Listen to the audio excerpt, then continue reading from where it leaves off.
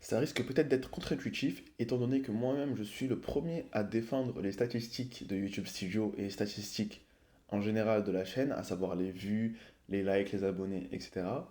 Mais parfois il faut savoir prendre du recul. Pour ceux qui ne me connaissent pas, moi je suis le créateur de Digital Boost, donc la chaîne principale. Vous êtes sur ma chaîne secondaire où ça va plutôt être du blabla, du podcast sur YouTube. Et je vais essentiellement parler de ma première chaîne, je le répète encore une fois, Digital Boost. Donc je vais sûrement les liens en description, etc. Et de toute façon, en général, si vous êtes ici, c'est que vous venez de ma première chaîne. Bref, aujourd'hui, ce dont j'ai envie de parler, d'ailleurs, ça va être sans plan, ça va être total freestyle. Donc si jamais c'est un petit peu déstructuré, déconstruit, ben, je m'excuse pas en fait, parce que c'est juste, ben, voilà, ça sera juste comme ça. Donc aujourd'hui, ce dont j'ai envie de parler, c'est la traversée du désert. Donc si vous avez suivi l'épisode précédent, j'en avais rapidement parlé vers la fin, le milieu, etc. Et aujourd'hui, je suis en plein dans ce qu'on appelle une traversée du désert. Je vais réexpliquer ce que je considère comme être une traversée du désert. Pour moi, une traversée du désert, c'est lorsque l'on avance sans voir le bout du tunnel. Donc on avance, on ne sait pas si ça va porter ses fruits, on ne sait pas si on va arriver à bon port, mais on est juste là, perdu, à droite, à gauche, en face et derrière. Il y a juste l'horizon, on ne sait pas où est-ce qu'on va, on est juste en train d'avancer parce que c'est l'instinct de survie qui nous dit, ben, de toute façon, si jamais tu t'arrêtes, ben, c'est là où tu perds. Moi, la première fois que ça me l'a fait, enfin la première fois que j'ai traversé le désert, c'était il y a 6 mois, quand j'ai commencé cette chaîne, enfin quand j'ai recommencé cette chaîne. Et ce qui s'est passé, c'est que je publiais, donc j'avais 3 abonnés peut-être, 2 3. Et je publiais, sans avoir de résultats. Je faisais même pas de vues, juste j'étais là, je publiais. Enfin si, je faisais des vues, je faisais des dizaines de vues, des fois 20 30 waouh, j'étais content quand ça montait un petit peu. Mais en fait, l'avantage de cette première période, c'était que je publiais pour publier. J'étais pas en train d'attendre, d'avoir une attente de mes vidéos, j'avais pas une attente de performance de mes vidéos, j'étais juste en train de publier, ok là je poste, ok bon cette semaine je poste, faut que je poste 4 par mois, donc cette semaine je fais ma vidéo, ok c'est bon j'ai posté. Moi le plus dur c'était de faire la vidéo.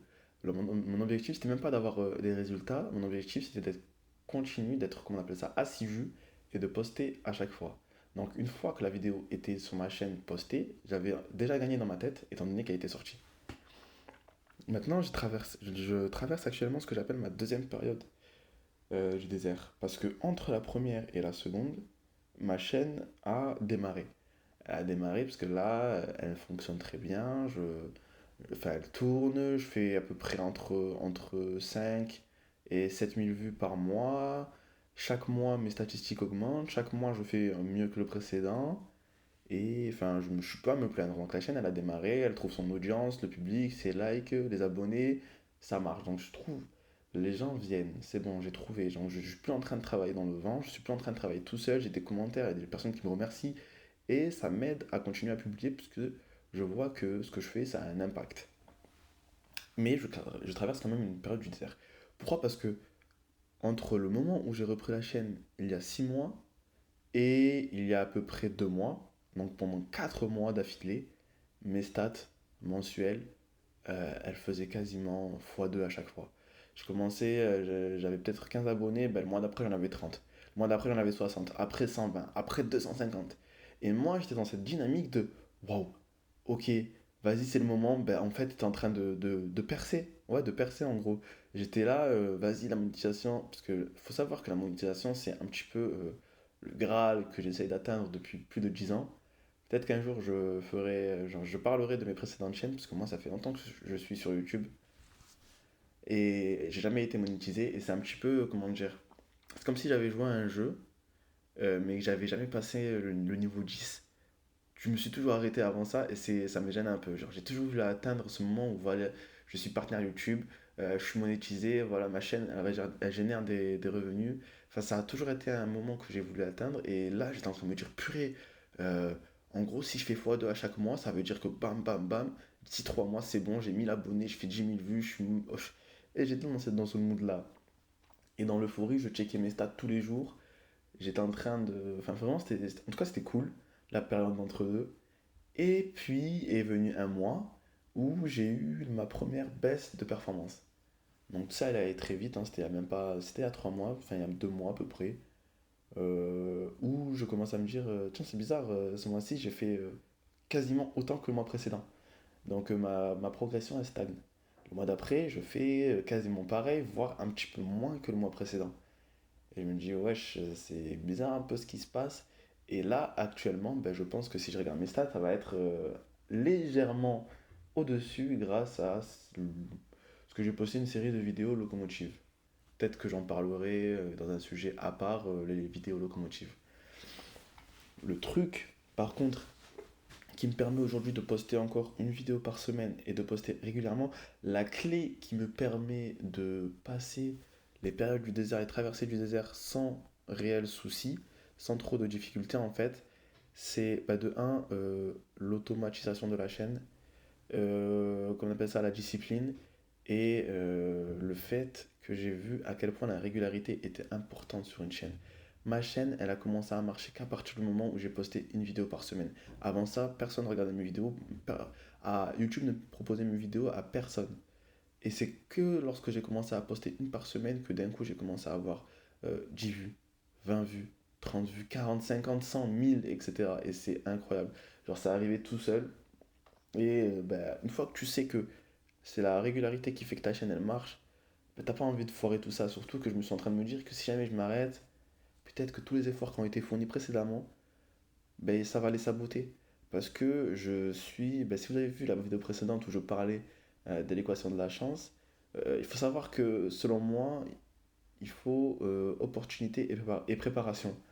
Et moi, là, je mise 90, non, même pas, je mise 100% de mon énergie sur la préparation. L'opportunité, c'est pas moi qui l'a fait, ça va être l'algorithme de YouTube. Donc je suis en train de me dire qu'il faut absolument que, peu importe ce qui arrive, au moment où ça arrivera, ma chaîne, elle soit carrée.